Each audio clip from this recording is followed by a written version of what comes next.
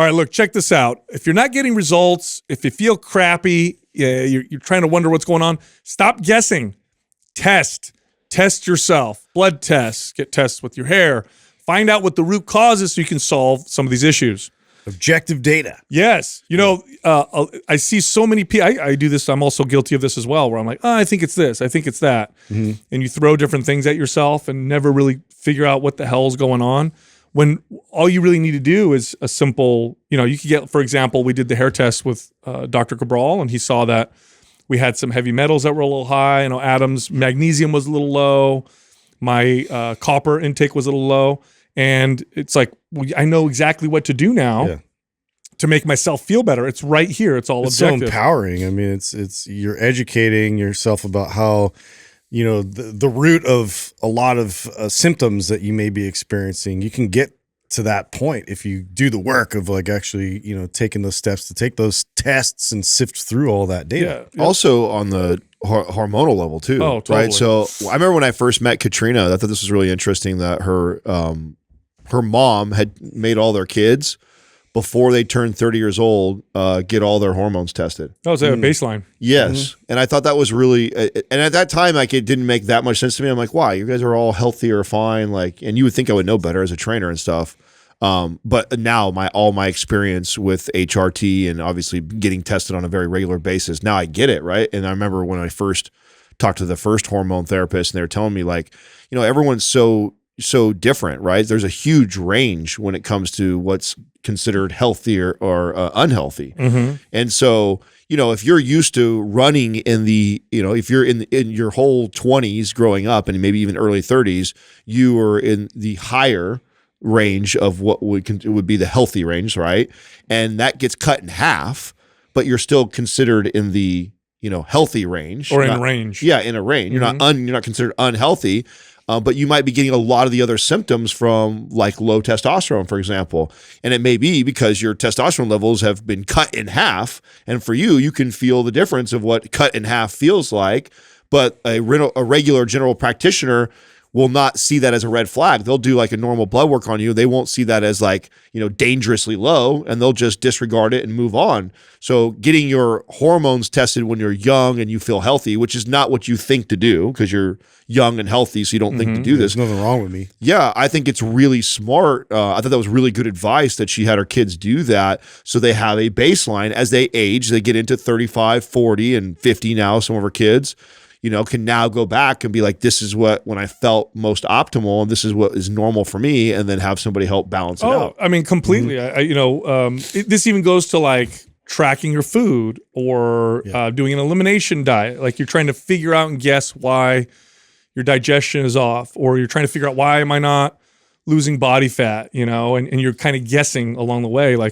Having objective data, because when we guess, we're often wrong. We have a lot of our own subjective opinions, and you could feel like crap because you have this particular nutrient deficiency and this nutrient deficiency, or one or the other, and you think it's one but it's not. Or you could feel like crap because you have too much of a nutrient.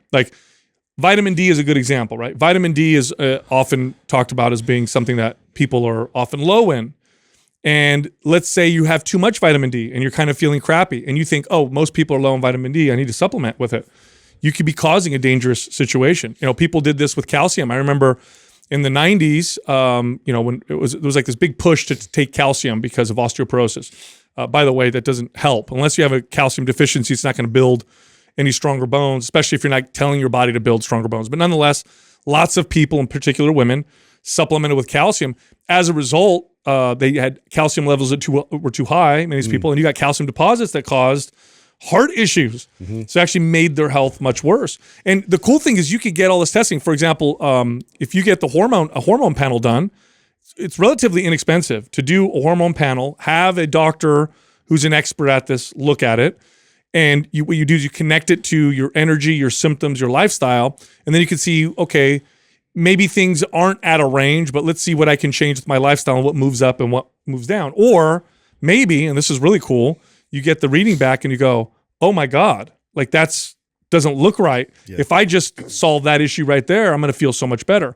Same thing with blood tests and the hair tests, like the ones that we did. Stool samples, for example, it can tell you quite a bit about your gut. Like all of these objective tests can tell you, and I can't tell you everything, but when you combine those with your subjective experience, you have a roadmap. Otherwise, it's a lot of, kind of guessing and trial and error. Not only that, I'm glad you went this way with a fitness tip because, we get a lot of questions about supplementation, right? I think I just sent you guys one that a bunch of people have sent me over, Sal, on the HMB. Yeah. We brought that up. And of course, we talk about creatine. We get people asking about fat loss stuff. There's the ecdysterone and what are the other ones that we get asked questions all the time about muscle building and fat loss supplements and what's better for this or how much should I take of that. And the truth is, before I would even explore, ergogenic supplements like that, I would first look into balancing out what my body needs, no matter what my goal is. Whether your goal is to build muscle or burn body fat or just longevity and health, any one of those, before I go take a performance type of supplement, I would much rather go get tested and find out where do I have potential deficiencies and supplement what my body needs. And I think I think you can make the case that you'll get as much or more benefits by balancing out what your body needs versus slapping on some. You perform way better when you're healthier. Right. And that's your baseline. So if you can bring up your baseline to a healthier homeostasis, now you add on performance on top of a healthier baseline. It's like the potential is even more great. Yeah, let me give you guys another example, right? If certain B vitamins are too low, one of the symptoms could be neurological effects, neuropathy, like pain in your extremities, tingling. You could get like these kind of strange neurological effects. The side effect of B vitamins being way too high, let's say you megadose. This wouldn't happen with eating food, but let's say you take B vitamins a lot and you take too many of them. Side effects of that, neuropathy, neurological issues. I had a family member this happened to.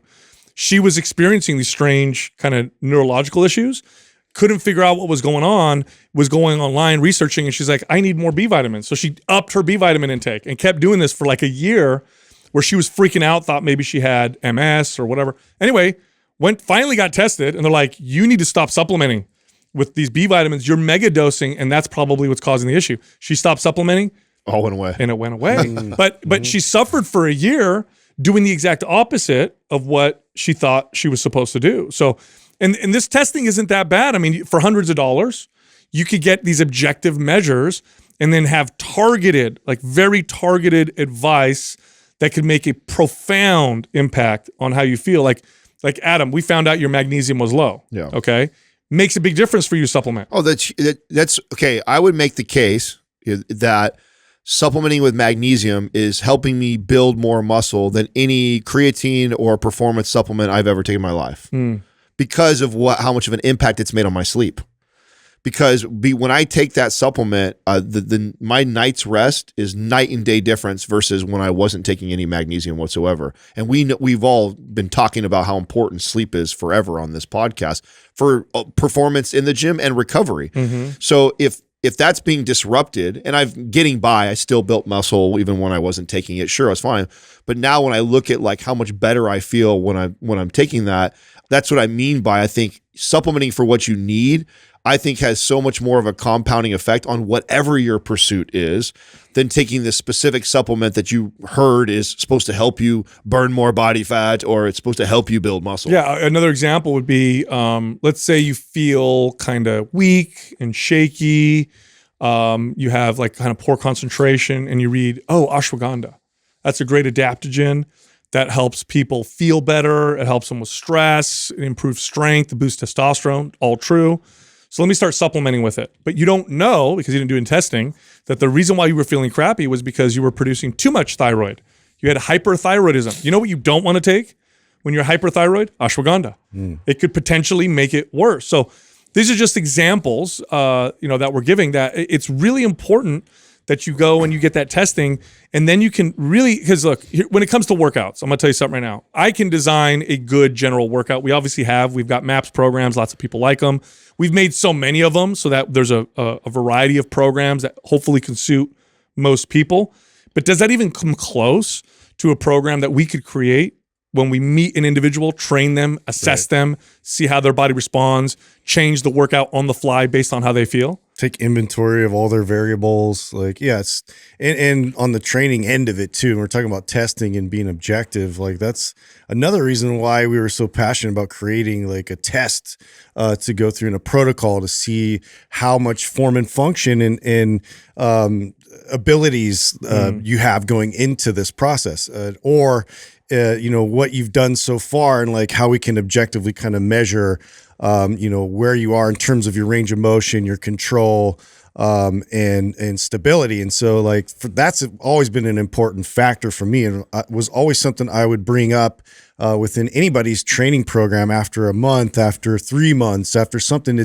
We got to come back and take a look and objectively see where we've had success, where maybe we need to really like focus in on and improve. And so, you just have to look at that as like, we're not just winging it here. We always have to take time to come back and reassess. Yeah, completely. And I know that the holdback for a lot of people on this is where do I go? My general practitioner, I bring this up and they're like, now you're fine. B, cost. C, going to the lab, doing the testing. I get all that. So, and we've talked about this before, but what we did is what we try to do is we try to lower the barrier so much so that more and more people have access to this kind of stuff. So what we have is we created 2 free forums on Facebook.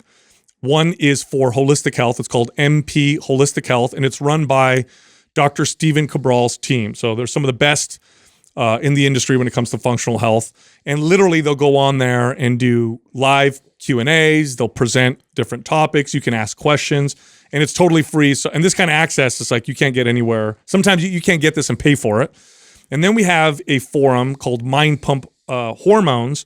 That's all about hormones, hormone replacement therapy, and testing for that. Also free. So if you're like, oh man, I don't know who would I go to? What do I do? Who do I ask questions? I don't know if I'll go there. It's totally free. And then hopefully that'll direct you in the right way, or answer questions for you that you normally wouldn't get answered. Such a valuable resource. I mean, as a trainer, you get into a position where you're doing everything right. Like the workouts are going well, the nutrition's going well, but there's just something still that you haven't been able to unlock in terms of potential.